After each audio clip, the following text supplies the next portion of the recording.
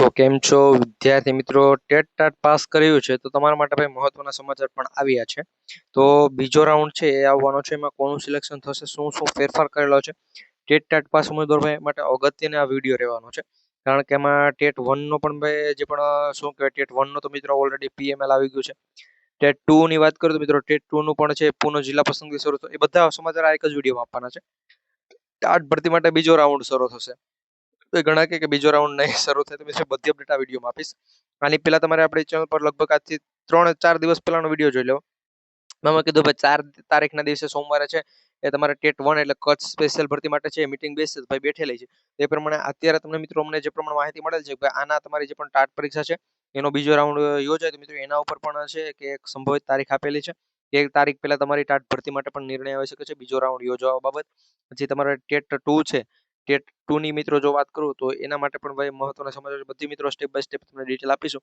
તો ખાસ કરી વિડીયોમાં છેલ્લે સુધી બની રહેજો. અને યાર તમે ટેટ ટાટ ભરતીના ઉમેદવારો છો, જો આપણે આ GP official YouTube channel subscribe નથી કરી તો સબસ્ક્રાઇબ કરી બેલ નોટિફિકેશન ઓન રાખજો કે જેથી કરી આવી માહિતી છે અમે સૌથી પહેલા તમારા સુધી પહોંચાડતા રહીએ. તો પહેલા આપણે જે પણ ટાટ ભરતીના ઉમેદવારો આવેદન આપેલા છે એના પરથી વાત કરીએ. મિત્રો અત્યારે બધા આંદોલન કરે છે કે ભાઈ બીજો રાઉન્ડ આપો. તો શું બીજો રાઉન્ડ આવશે? ભાઈ આવવાનો છે, કાયદેસર આવશે. તો મિત્રો અહીંયા તમે જોઈ શકો ખાલી બેઠકો માટે બીજો રાઉન્ડ યોજવા માંગ છે. ભાઈ ટાટ ભરતીના ઉમેદવારોની આ માંગ છે કે ટાટ ઉમેદવારો છે એના દ્વારા શિક્ષણ વિભાગને પત્ર લખી રજૂઆત કરેલી છે. તો શિક્ષણ વિભાગે શું કરેલું છે હું તમને સમજાવું. તો શિક્ષણ વિભાગે છે એ આપણે કુબેરભાઈ ડિંડોરને તમે ઓળખતા છો, ન ઓળખતો તો જણાવી દો કે ભાઈ શિક્ષણ મંત્રી છે તો એને ભાઈ જાહેરાત કરેલી છે કુબેરભાઈ ડિંડોરને. તો મિત્રો એને જે પણ રિપોર્ટ સોંપેલો છે તો પછી એને શું નિર્ણય કરવાનો છે, ક્યારે નિર્ણય કરવાનો, એની મીટિંગ ક્યારે બેસવાની છે એની થોડા ઘણી અપડેટ આવેલી છે. બધી વાત કરી નાખશું આપણે. અહીંયા પ્રથમ રાઉન્ડ પછી છે પણ ખાલી જગ્યાઓ છે એના મેરિટ આધારે બીજો રાઉન્ડ તાત્કાલિક જાહેર કરવા માટે ઉમેદવારોની માંગ છે અહીંયા તમે જોઈ શકતા છો. અને અહીંયા શું કહે કે 2 વખત છે પરીક્ષા યોજાય છે જેના કારણે અનેક ઉમેદવારો ટેટ 1-2 ના જે પણ છે એની માંગ એવી પ્રમાણે છે ભાઈ અહીંયા રાઉન્ડ તમે યોજો.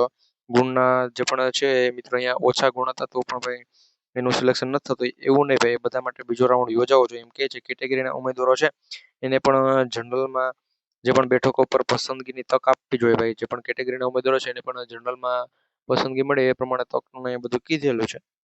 એના પછી મિત્રો અહીંયા જે પણ નીચે બીજી અપડેટ પણ છે કે 27 જૂનથી 27 જુલાઈ દરમિયાન ઉચ્ચતર માધ્યમિક માટે શિક્ષણની જે પણ ફાળવણી પ્રક્રિયા જાહેર કરેલી હતી એના વચ્ચે ભાઈ બીજો રાઉન્ડ છે યોજેલો ન હતો. તો આ બીજો રાઉન્ડ ક્યારે યોજાશે એની પણ વાત કરીએ તો લાઈવ આપણે જોઈએ બધી અપડેટ. તો મિત્રો હવે અહીંયા સીધું હું આવી ગયો છું ક્યાં, તો કે આ ઓફિશિયલી સાઇટ છે આપણી વિદ્યાસહાયક ભરતી માટેની. તો મિત્રો અહીંયા ઉમેદવારોના જે પણ પૂર્ણ ન થાય ત્યાં સુધી દરરોજ છે વેબસાઇટ જોવાનું કહે. જ્યાં સુધી તમારી ભરતી પ્રક્રિયા છે પૂર્ણ ન થાય ત્યાં સુધી શું કરવાનું, દરરોજ વેબસાઇટ જોવાનું. અહીંયા તમને હેડિંગમાં લાઈન આવતી જશે નોટિફિકેશન કરીને, ત્યાં એ પ્રમાણની નોટિફિકેશન છે. ધોરણ 6 થી 8 ની ભરતી પહેલા તો સ્થગિત થઈ છે એની થોડીક વાત કરી લઈએ મિત્રો. પ્રશ્ન સામે આવેલો છે તો અહીંયા મિત્રો જે પણ મોટી તારીખ અમને કીધેલી છે જે પ્રમાણે મેં તમને કીધું ભાઈ 4/8/2025 ના રોજ છે તમારી મીટિંગ યોજવાની છે. એમાં છે કચ્છ સ્પેશિયલ ભરતી લઈને જ નિર્ણય લેવાનો છે તો લેવાયો છે. અને એનું શું કે 1 થી 5 નું છે એ પીએમએલ જાહેર થયું છે. 6 થી 8 ની જે પણ ભરતી છે એના માટે પણ અમારા પાસે અમને જે પણ સમાચાર મળ્યા છે એમાં જો તમને જણાવો કે શું છે શું નહીં, તો તમારે 6 થી 8 માટે જે પણ છે મિત્રો 15 તારીખ પહેલા છે તમારી આખી મીટિંગ યોજાશે. 15 તારીખ પહેલા મિત્રો મીટિંગ યોજાશે, પરંતુ ક્યારે યોજાશે ને એ હજુ નથી કીધેલું.